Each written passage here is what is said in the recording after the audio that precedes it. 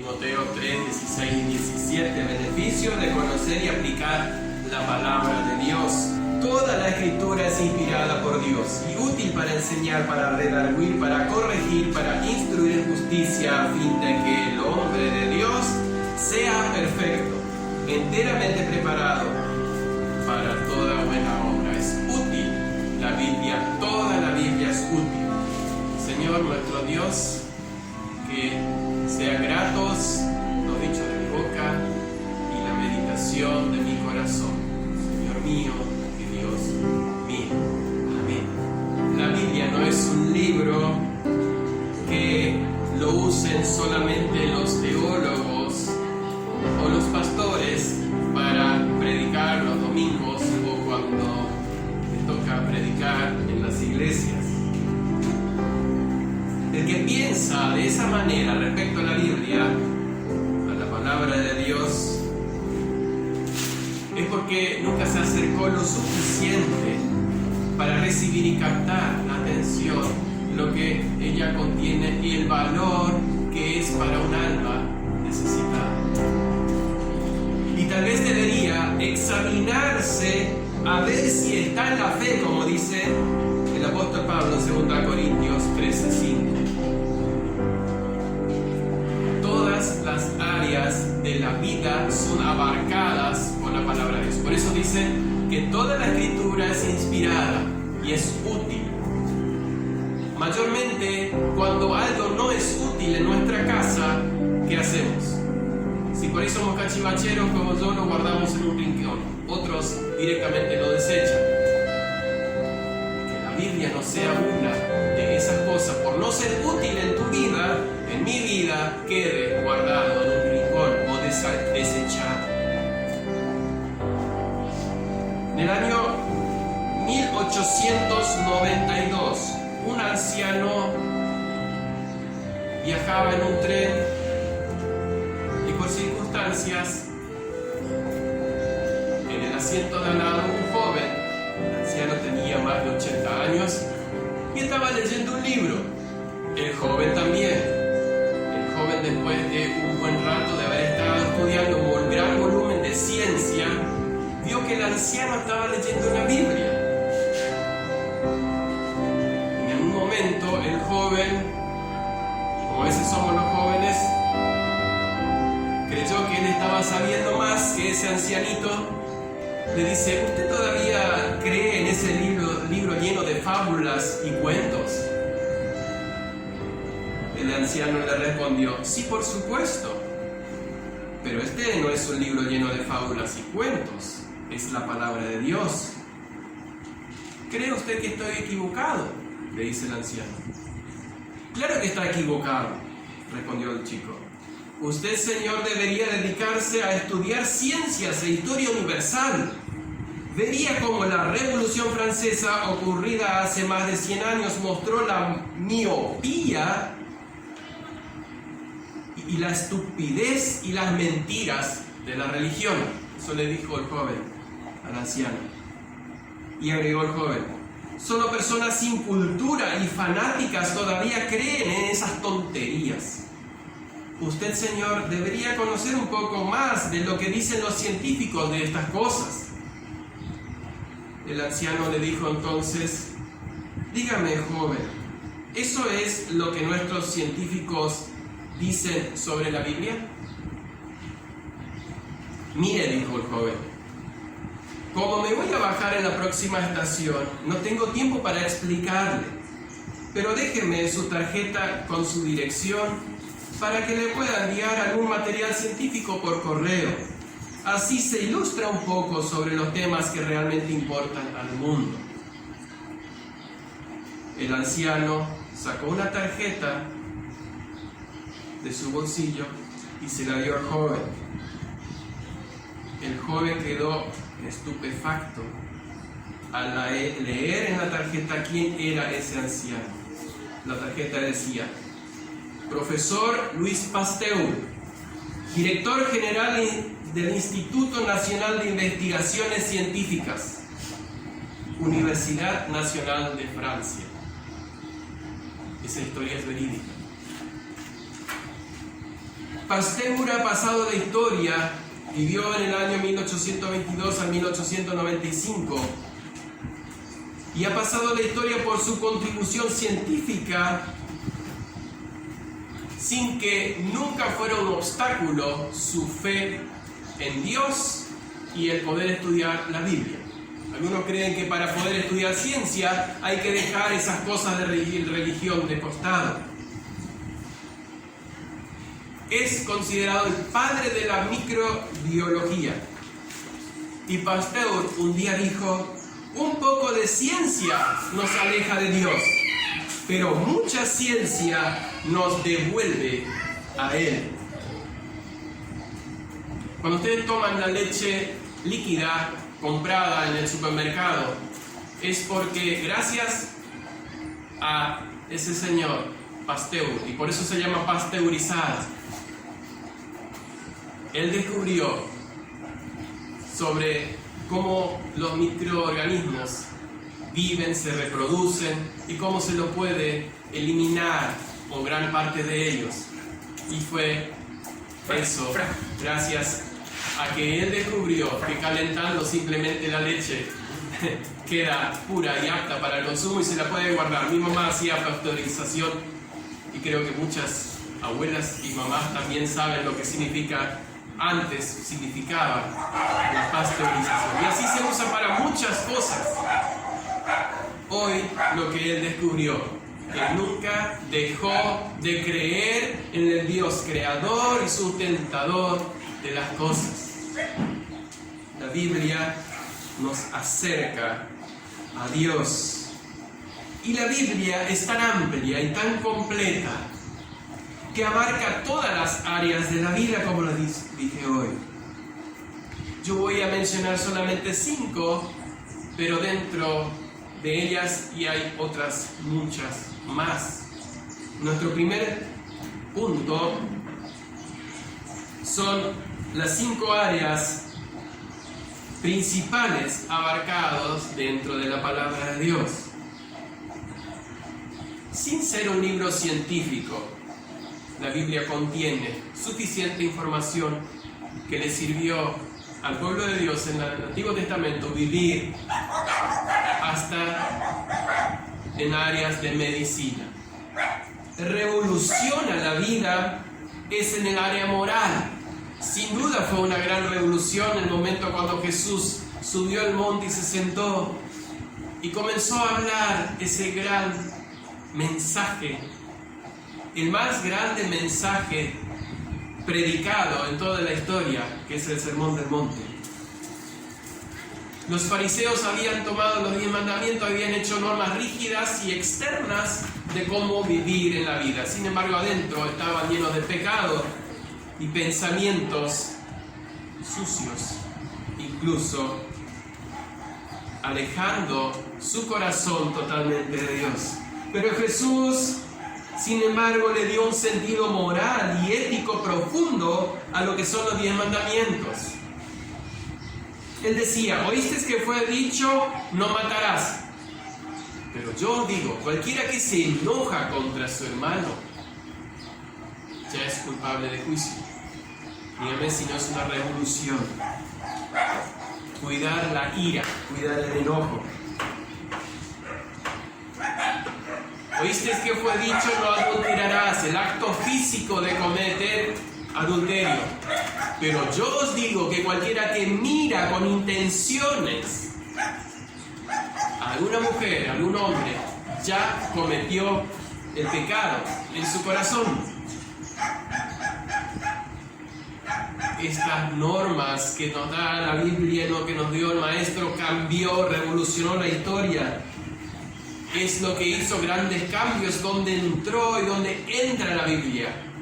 Hogares son transformados, naciones son transformadas. Y como vimos en el punto anterior, todos los cambios que hizo la Biblia moralmente en la historia. Segunda área donde la Biblia también se aplica es en el área física o psíquica. En Levítico, por ejemplo, encontramos muchas leyes o reglas profilácticas, de cuidado, de limpieza. Por ejemplo, a veces creemos, que era solamente por santidad, pero hoy sabemos que, o Pasteur mismo lo demostró, que en el campamento no había baños, no había letrinas. Había que salir del campamento. ¿Por qué? Por una cuestión de higiene. Y decía, llévate una estaca junto. ¿Por qué? Ya saben por qué todo ese tema. Una estaca, cavar, y después no dejen nada descubierto. ¿Por qué? Porque Dios también en su palabra se ocupa de nuestra salud física. Ese es un ejemplo nada más que le estoy dando. También, por ejemplo, en 1 Corintios 6, 19 al 20 dice: por tanto, glorificad a Dios en vuestro cuerpo y en vuestro espíritu, los cuales son de Dios. Nuestro cuerpo pertenece a Dios. Por eso habla de no entregarnos a los excesos, del alcohol y de otras cosas que dañan nuestro cuerpo. También se ocupa de nuestra mente. Dice en Filipenses 4:6: por nada estéis afanosos, antes bien en todo, mediante oración y súplica, con acción de gracias, sean dadas a conocer vuestras peticiones delante de Dios.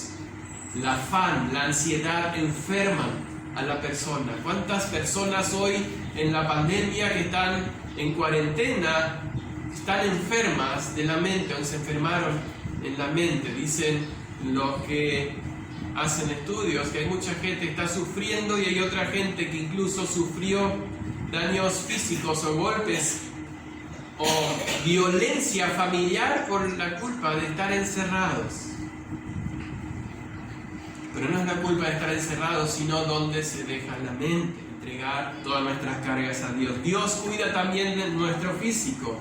Tercer lugar, el tercer área donde la Biblia puede ser aplicada, donde es útil. Dijimos hoy, si algo es útil, la usamos.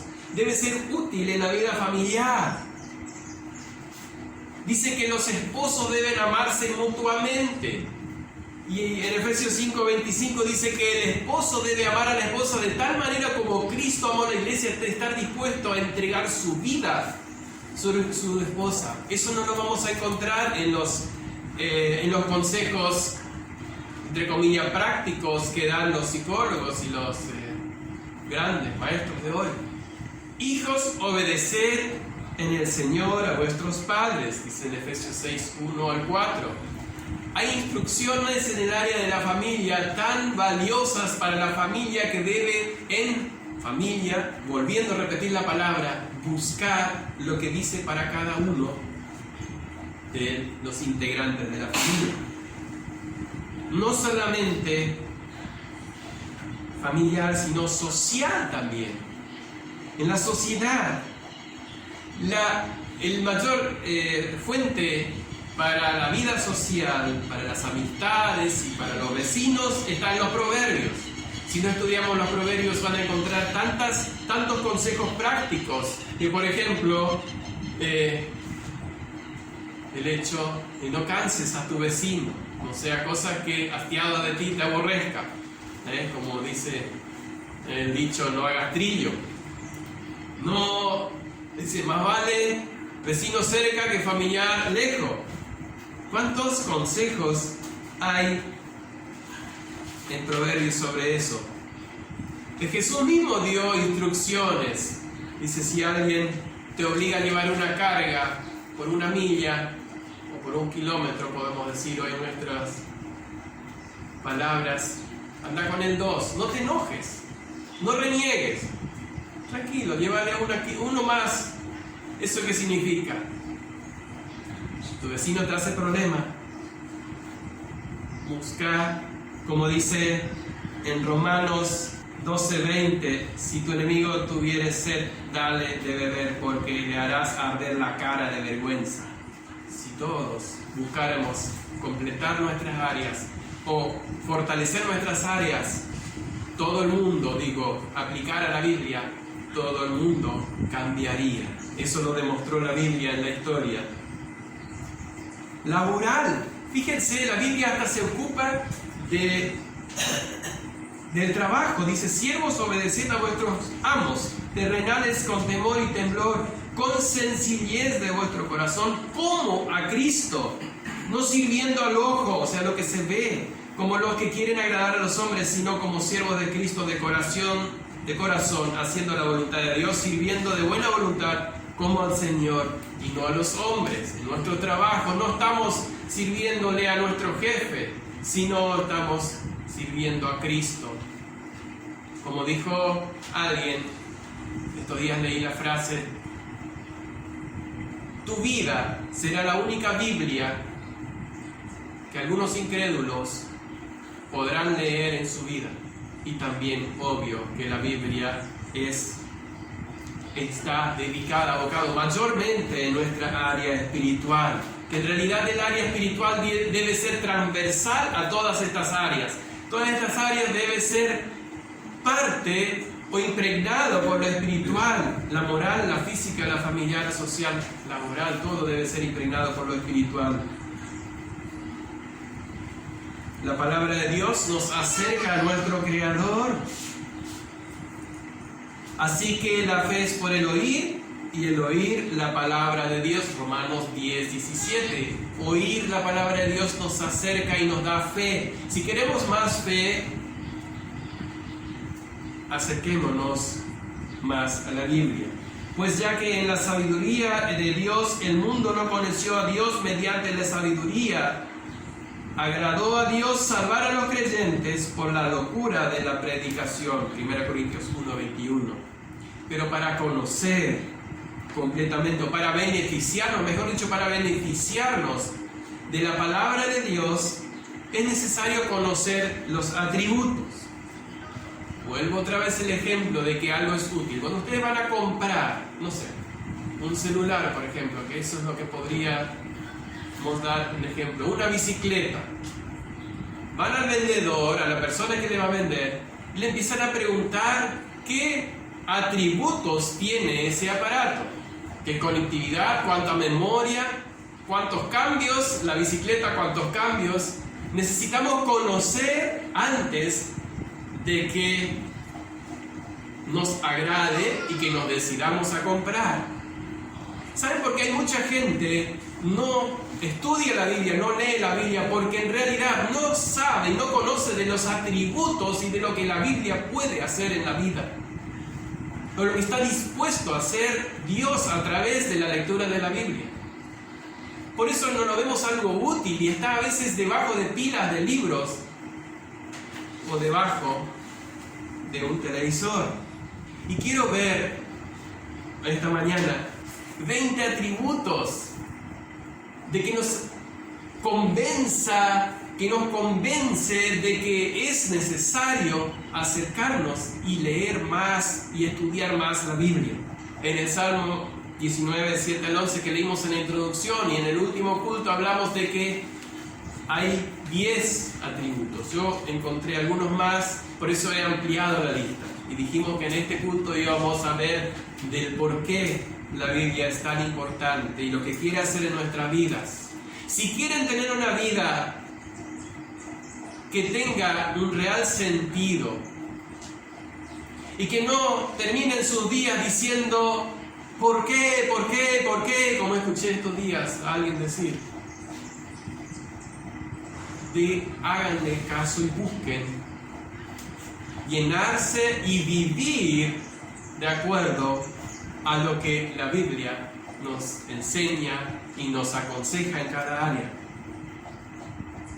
Después, cuando tengamos más de 80 años, preguntarnos por qué no tiene ningún sentido.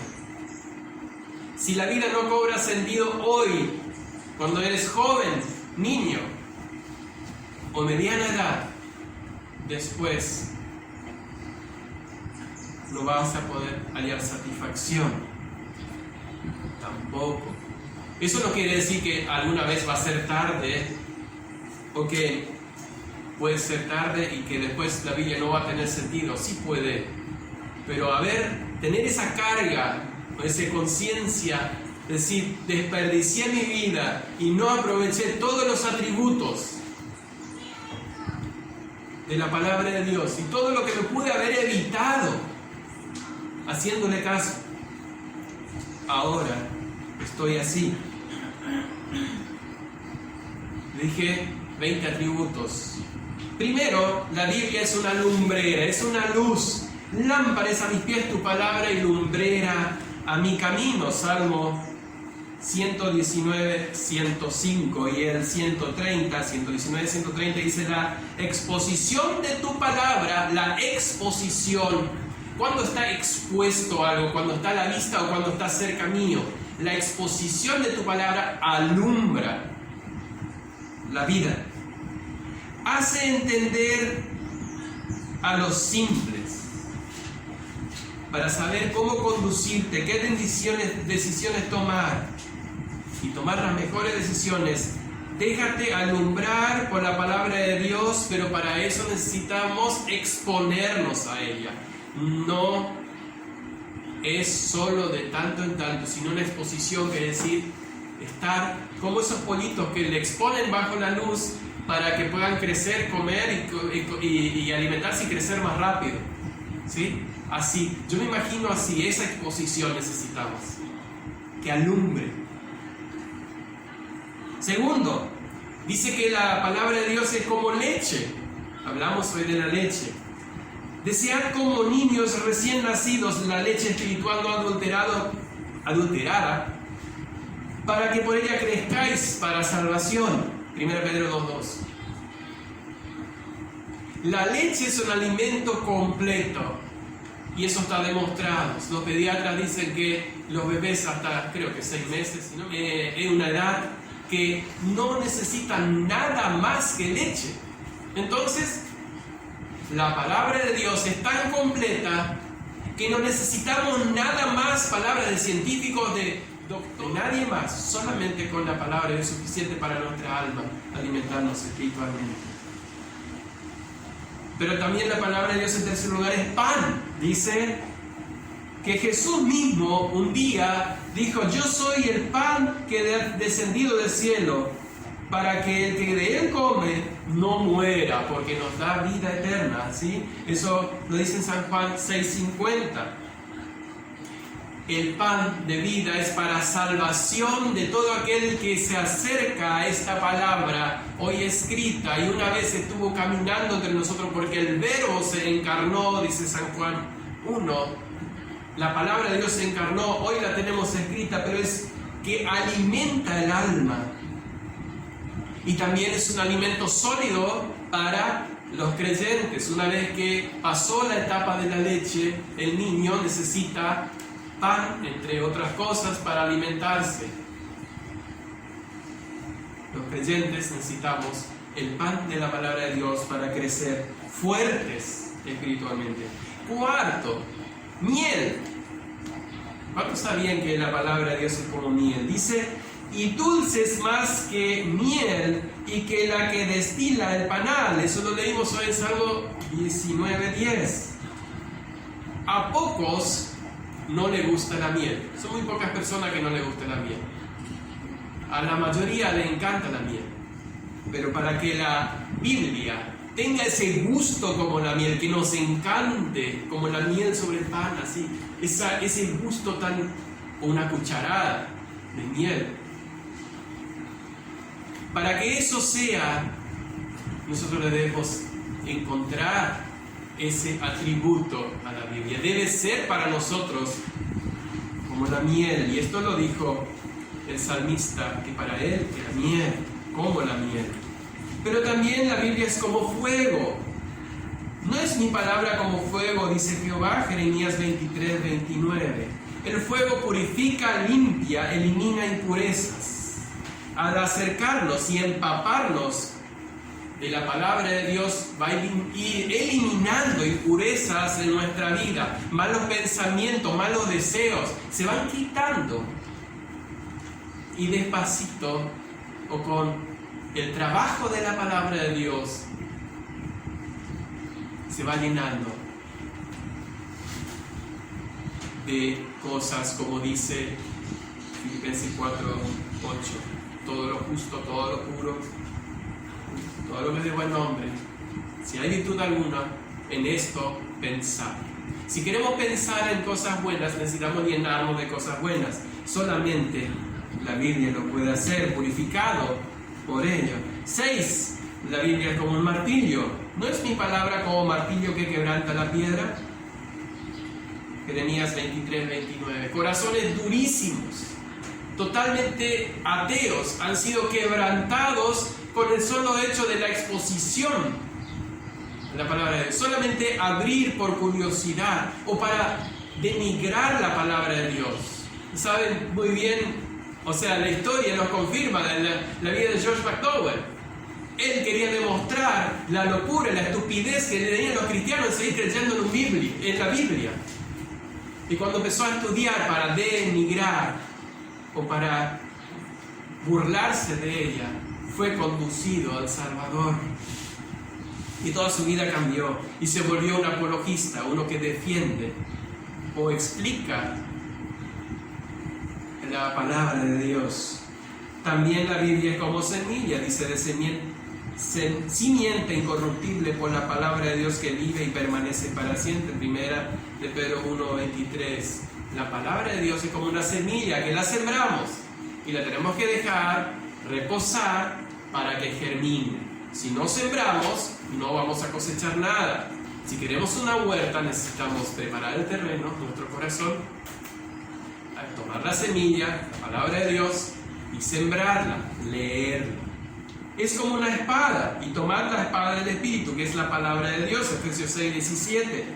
Jesús usó para enfrentar a Satanás, decía, escrito está, no tentarás al Señor tu Dios, a Él solo adorarás, a Él solo servirás. La única manera de defendernos de las tentaciones y de los ataques de Satanás es conociendo la espada del Espíritu, de atacar esa corriente mundana que hoy se transmite en todos los medios de comunicación. La única manera de atacar, de quitar, de cortar es por la espada del Espíritu. También la Biblia en noveno lugar es oro. ¿Cuánto valor tiene el oro? Algunos, y en Argentina estamos muy acostumbrados a mirar el valor del dólar, como que ese es el que rige, porque lo conocemos o porque se conoce, y siempre en Argentina las últimas décadas el dólar fue como que la referencia. Pero la Biblia es la referencia para el alma, el oro, mucho más estable que un dólar. El dólar se quema con el fuego, el oro se purifica. La palabra de Dios debe ser de tanto valor para nosotros como unos gramos o como un kilo de oro. La palabra de Dios también es como un espejo. ¿Cuántos de ustedes hoy se levantaron y se miraron al espejo? Bueno, algunos por ahí ya no necesitamos más tanto. Pero las chicas principalmente van al espejo y se quedan a 5 minutos y más frente al espejo acomodando hasta cada pelito y revisando. ¿O no es así? Todos necesitamos mirarnos en el espejo para ver cómo estamos presentables, porque no nos vemos. Necesitamos algo que nos refleje. La Biblia refleja la voluntad de Dios y refleja lo que somos. Lo que Dios espera de nosotros es lo que somos realmente. Cuando empezamos a leer, estamos viéndonos dentro de la Biblia. La Biblia es eterna, porque Dios es eterno y es su palabra. Isaías dice, sécase la hierba, marchítase la flor, mas la palabra de Dios nuestro permanece para siempre. El cielo y la tierra pasarán, pero mis palabras no pasarán. La Biblia no va a pasar, dijo Jesús. La Biblia también es perfecta, 12 o 12º. Santiago 1:25 dice, mas el que mira atentamente en la ley, la de la libertad, y persevera en ella, no siendo oidor olvidadizo, sino hacedor de la obra, este será bienaventurado en lo que hace. Perfecta. Es perfecta, no tiene errores, no contiene errores. La palabra de Dios también es fiel. 13º. Dice Tito 1:9, palabra fiel es esta, palabra fiel. 14. La Biblia es recta, porque recta es la palabra de Jehová y toda su obra es hecha con fidelidad. derecha, recta. 15, pura y limpia. Salmos 119, 140 dice, sumamente pura es tu palabra y la ama tu siervo. Pura y limpia es la palabra de Dios. Justa. Salmo 119, 7. Te alabaré con rectitud de corazón cuando aprendiere tus justos juicios. Cuando yo aprendiere tus justos juicios, te voy a alabar de todo corazón. A veces queremos alabar sin tener en cuenta cómo Dios espera ser alabado. La única manera es conociendo la palabra de Dios. Es verdad. La Biblia es verdad, porque Dios es verdad. Salmo 119, 86. Todos tus mandamientos son verdad. Sin causa me persiguen, ayúdame. Todos tus mandamientos son verdad. Todo. 18. Vivifica. Dice el Salmo 119, 7. No, perdón. 119, 107. Afligido estoy en gran manera. Vivifícame, oh Jehová, conforme a tu palabra. En la aflicción, los hijos de Dios encuentran donde recobrar, vivificar. ¿Qué es vivificar? Algo que está decaído, muerto, es vivificado, es vuelto a vivir. Cuando nuestro espíritu está decaído y está sin ganas, lo que nos vivifica, dice, lo que me vivifica, dice el salmista, es tu palabra. 19. Deseables. Y aquí me quería detener un poco para resumir y volver al título que dije lo que dije en la introducción, de que para que algo sea deseable debemos conocer los atributos. El mismo atributo ahora nos lleva a abrirnos el corazón y nuestra mente para saber el porqué. ¿Qué es deseable? Dice el diccionario, entre otras cosas, otras definiciones, susceptible o digno de ser deseado. Lo que es querido con anhelo.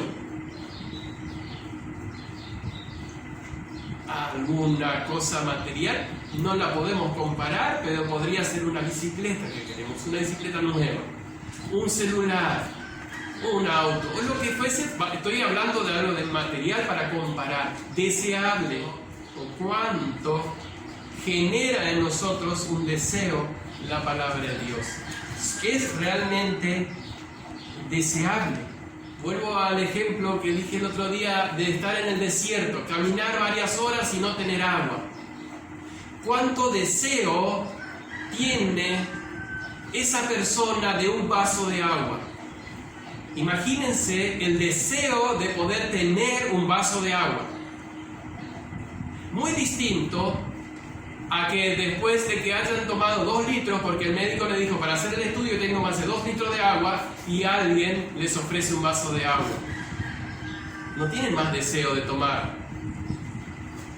La Biblia debe llegar al punto de que la deseemos como ese vaso de agua después de no tenerla por tanto tiempo y tener esa sed de ella. Mi alma tiene sed de Dios, dice el salmista.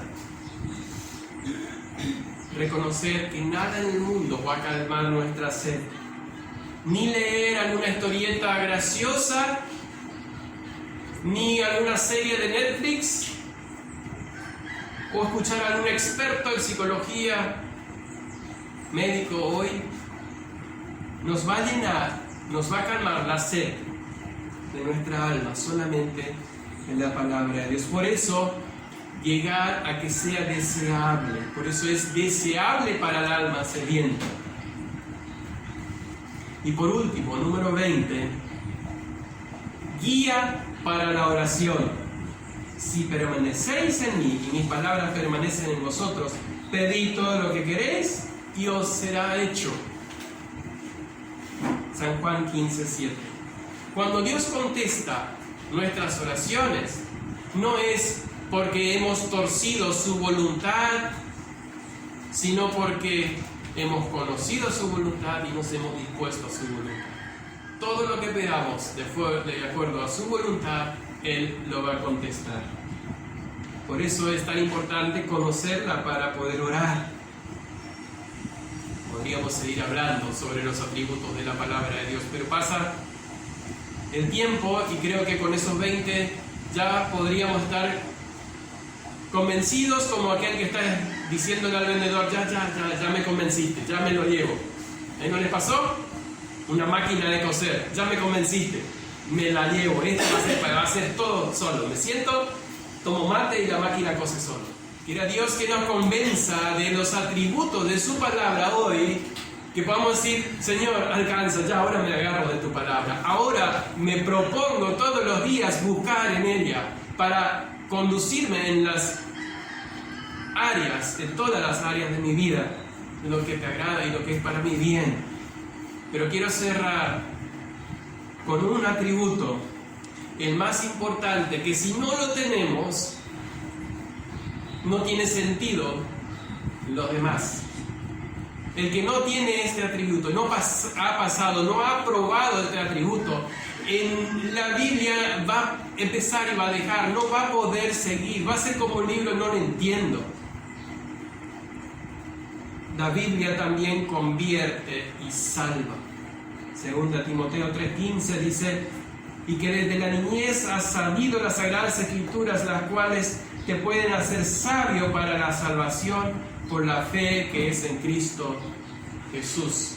Nadie es llevado a Cristo y a la salvación eterna de su alma, evitando el juicio del infierno por sabiduría y por palabras humanas, sino por el contacto con las Escrituras, ya sea predicada, cantada o leída.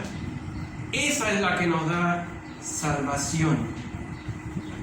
La lectura de la Biblia nos mostrará que somos pecadores y que no hay nada bueno en nosotros. Romanos 3:10 en adelante, 10 al 12 principalmente, dice que nadie busca a Dios, sepulcro abierta es su garganta. También la Biblia nos dice que nadie va a poder justificarse delante de Dios con ningún mérito humano, ni sacrificios, por más que parezcan espirituales. Delante de Dios no van a ser o no van a servir de nada. Dice Tito 3:5, nos salvó no por obras de justicia que nosotros hubiéramos hecho, sino por su misericordia, por el lavamiento de la regeneración y por la renovación en el Espíritu Santo. La salvación no es por obras ni méritos humanos, porque todos hemos pecado. Romanos 3:23, por cuanto todos pecados y están destituidos de la gloria de Dios. No creamos que porque papá es un buen cristiano yo voy a ser salvo, o porque mamá ama al Señor. Pero también la Biblia nos dice que si confesares con tu boca que Jesús es el Señor y creyeres en tu corazón que Dios le levantó de los muertos, serás salvo, porque con la boca se confiesa para salvación, pero con el corazón se cree para justicia. Romanos 10, 9 y 10. Y esto es algo personal y no necesariamente tiene algo que ver con acción externa. No es el hecho de repetir una oración o porque para conformarle a mamá o para conformarle a alguien repito la oración y ya soy salvo, sino que debe ser una obra en el corazón, como Jesús le dijo a Nicodemo en San Juan 3:8. El viento sopla y ves, lo digo en mis palabras, como las hojas se mueven, pero no sabes de dónde viene. Ves solamente el efecto. Así son los nacidos del Espíritu. Se ve el efecto, el cambio que hay en sus vidas. Ahora desea, anhela buscar los justos juicios o buscar la palabra de Dios, alimentarse de ella. Ya no es algo pesado o una obligación. Hoy tengo que leer la Biblia porque ayer no la leí. Hay mucha gente que cree que es salva porque alguna vez le llevaron a bautizar cuando era pequeño, o siendo grande le bautizaron, o porque hagas alguna obra de caridad o porque alguna vez pasó al frente y dijo una oración y realmente no es salvo, porque la salvación no depende de las cosas externas. Examinaos a vosotros mismos si estáis en la fe, leímos al principio. Solo creer en un salvavidas no te va a salvar de morir ahogado. Si estoy en un barco y estoy convencido y creo que los salvavidas realmente salvan a las personas, pero si yo no me lo pongo, si yo no me aferro a uno de ellos cuando el barco se hunde, me voy a morir. La fe es aferrarse de Jesucristo, creer, aceptar y seguirle todos los días. Esa es la obra que después se ve como el viento cuando sopla y se mueven las hojas. Así el Espíritu Santo cambia los corazones de aquellos que se abren a Él y que creen en Él. Amén.